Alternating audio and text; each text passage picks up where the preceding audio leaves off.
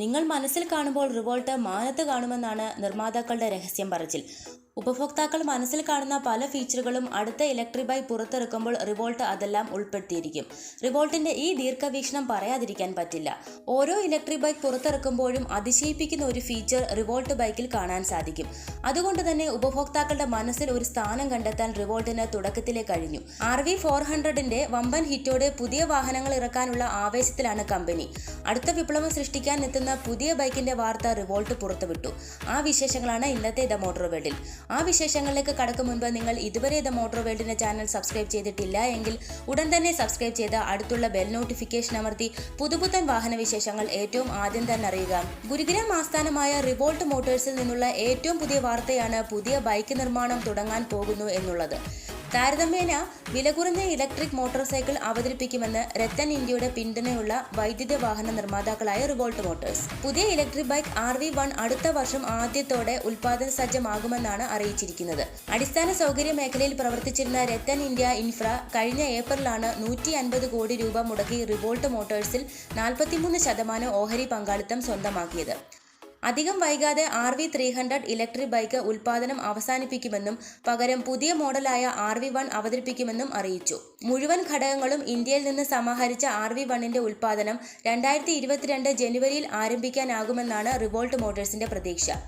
വരാനിരിക്കുന്ന RV1ന്റെ പ്രത്യേകതകൾ RV300ന്റെ അതേ രീതിയിൽ ഉണ്ടാകുമെന്ന് പ്രതീക്ഷിക്കുന്നു. എന്നിരുന്നാലും RV300നേക്കാൾ കുറഞ്ഞ വിലയിലും കൂടുതൽ സാങ്കേതിക വിദ്യയിലും ലഭ്യമാകും എന്നുറപ്പിക്കാം.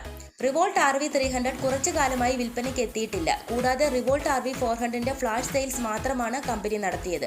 ജൂലൈ 25-ന് റിവോൾട്ട് മോട്ടോഴ്സ് ജനപ്രിയ ഫാസ്റ്റ് ഫുഡ് ശൃംഖലയായ ഡൊമിനോസ് പിസ്സ അതിന്റെ ഡെലിവറി ഫ്ലീറ്റിനെ പൂർണ്ണമായും വൈദ്യുതീകരിക്കാൻ ലക്ഷ്യമിടുന്നതിനാൽ നിലവിലുള്ള റിവോൾട്ട് RV300 മോഡലുകളുടെ മുഴുവൻ പട്ടികയും സ്വന്തമാക്കുമെന്ന് പ്രഖ്യാപിച്ചു. ഡെലിവറി ആവശ്യങ്ങൾക്കായി പ്രത്യേകം രൂപകൽപ്പന ചെയ്ത കസ്റ്റമൈസ്ഡ് റിവോൾട്ട് മോട്ടോർ സൈക്കിളുകൾ ഡൊമിനോസ് സ്വന്തമാക്കും. ഫലത്തിൽ റിവോൾട്ട് RV300 വീണ്ടും വിൽപ്പനയ്ക്ക് പോകാൻ സാധ്യതയില്ല. RV1 സമാരംഭിക്കുന്നതുവരെ റിവോൾട്ട് ഒരൊറ്റ മോഡലായ RV400ൽ തുടരും. RV1ന്റെ മുഴുവൻ ഘടകങ്ങളും ഇന്ത്യയിൽ നിന്ന് സമാഹരിക്കും. ഈ ഡിസംബറോടെ കമ്പനിയുടെ വൈദ്യുത ബൈക്കുകൾ പൂർണ്ണമായും ഇന്ത്യൻ നിർമ്മിതമാക്കാനാണ് റിവോൾട്ട് ലക്ഷ്യമിടുന്നത്. നിലവിൽ ചൈനയിൽ നിന്ന് യന്ത്രഘടകങ്ങൾ ഇറക്കുമതി ചെയ്യുന്നുണ്ടെങ്കിലും ഇത് വൈകാതെ അവസാനിപ്പിക്കാനാണ് പദ്ധതി. ഹരിയാനയിലെ മനേസാറിലാണ് കമ്പനിയുടെ നിർമ്മാണശാല പ്രവർത്തിക്കുന്നത്.